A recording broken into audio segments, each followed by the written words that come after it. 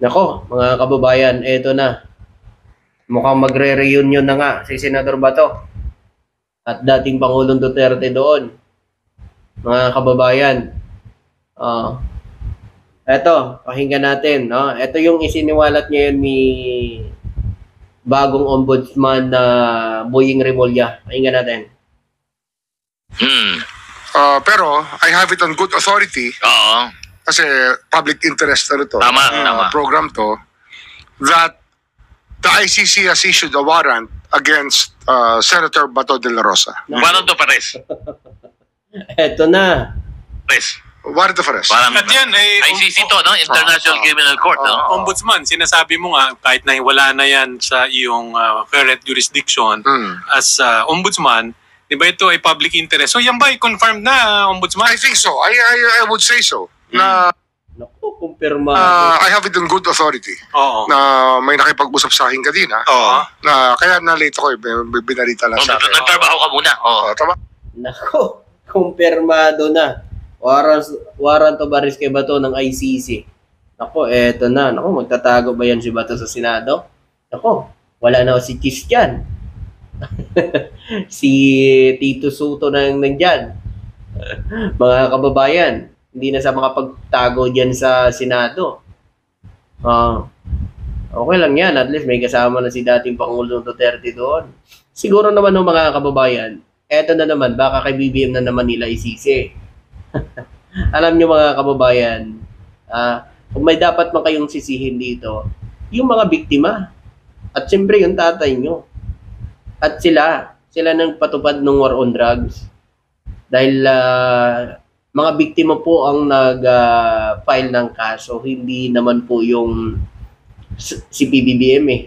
'Di ba? 2017 pa nag-file ng kaso si Antonio Trillanes kasama yung mga biktima ng yung mga AJK na yon.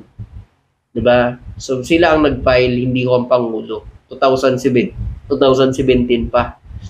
At naniniwala talaga ako kay Senador Antonio Trillanes sa kanya mga sinasabi kasi mga kababayan, hindi naman sila i-issuehan ng warrant of arrest kung walang ebidensya. 'Di ba? Mga kababayan ng ICC. No? Ito pa, mga kababayan, another balita man tayo.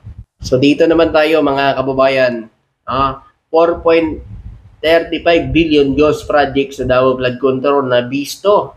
May mga proyektong pinunduhan ng doble, may binago ang lokasyon, may overpricing, at may mga hindi malinaw na specification. Dapat itong silipin ng COA, ICI, at Ombudsman. Hindi ito maliliit na halaga.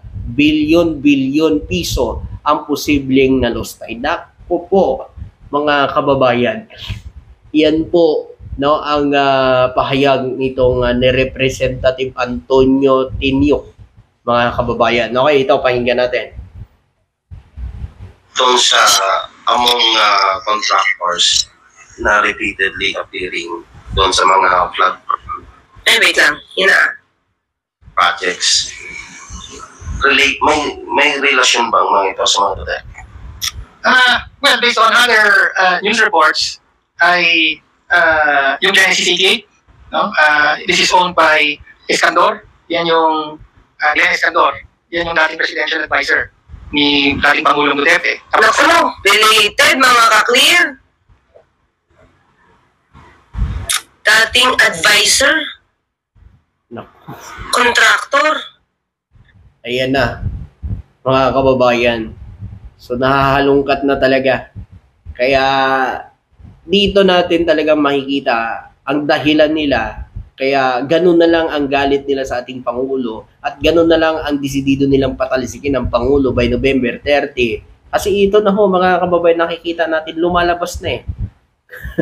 Ito, tuloy natin. Okay. I mentioned earlier, may-ari siya nung ano pa lang term, 88 ba? Na confirmed as donor to the campaign of the Vice President. So,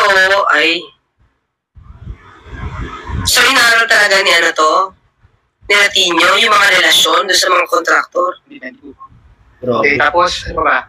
Kaya mo ganito naman yan. ang tanong ko lang mga kapatid. Okay, sige, good donor, pero na-check nga ba nila na walang kakwenta-kwenta yung infrastructure na pinagawa or existing ba? Yun yung dapat na point natin dito, di ba? But anyway, itong parte na related, may point yan, pero mas maganda mapakita kung na-inspect ba. Yung Alfredo Builders, this is owned by May kakontrata rin siya sa Alfredo Builders na pag-aari ng half-brother ni Bongo. Alfredo Go, na half-brother ni Senator Bongo. Ano ba? Ayun, yun yung mga offhand, yun yung mga alam natin na in one way or other ay may relasyon sa Duterte. Yes. Mahina yung video? Di ba? Oo. Ay, Kasi yung importanteng information natin na nakuha is provided by DPWH.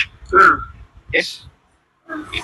So, nakikita na kasi doon mga kababayan kasi ang Pangulong Bongbong Marcos, mga kababayan, di ba, inilabas niya ho doon sa kanyang website ang mga location ng mga proyekto. So, nakikita na ng lahat yan eh. Kahit tayo, pwede natin puntahan doon eh.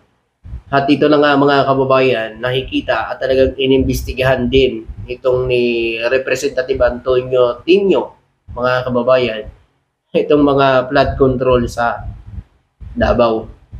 At ito na nga mga kababayan, ang isinisiwalat niya ngayon. Ito, pakinggan.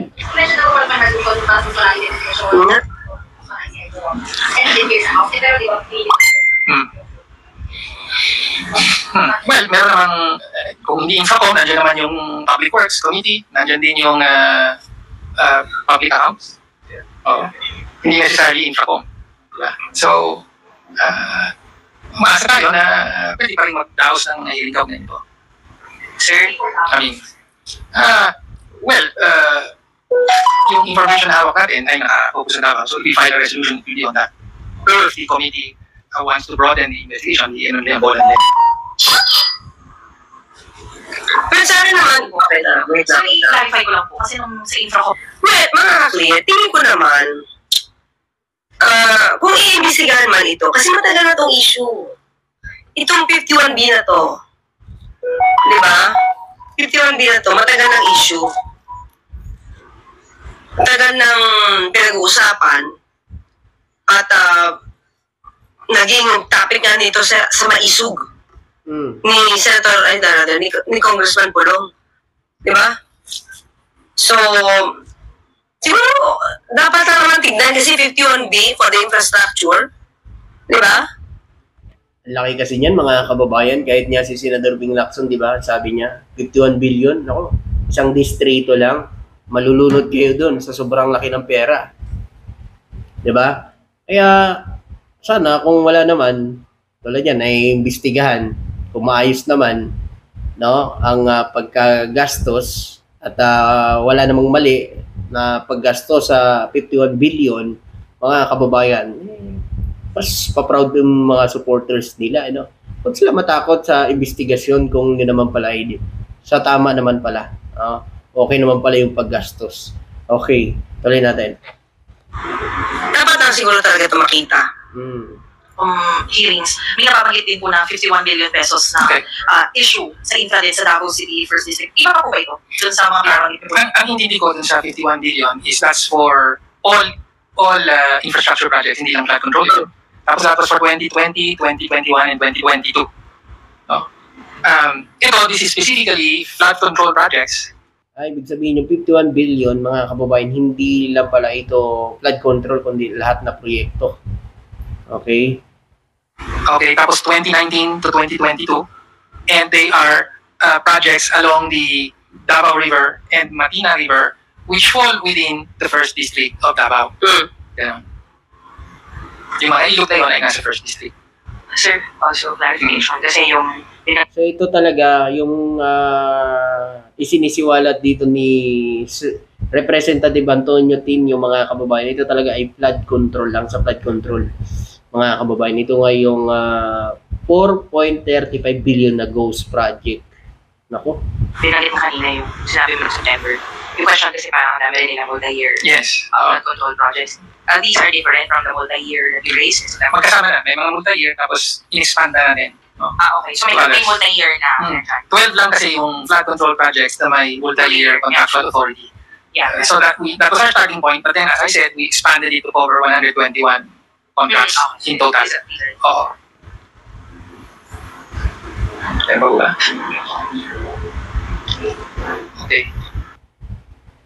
Nila magpa-press briefing. No? Well, anyway, mga ka-clear, yun.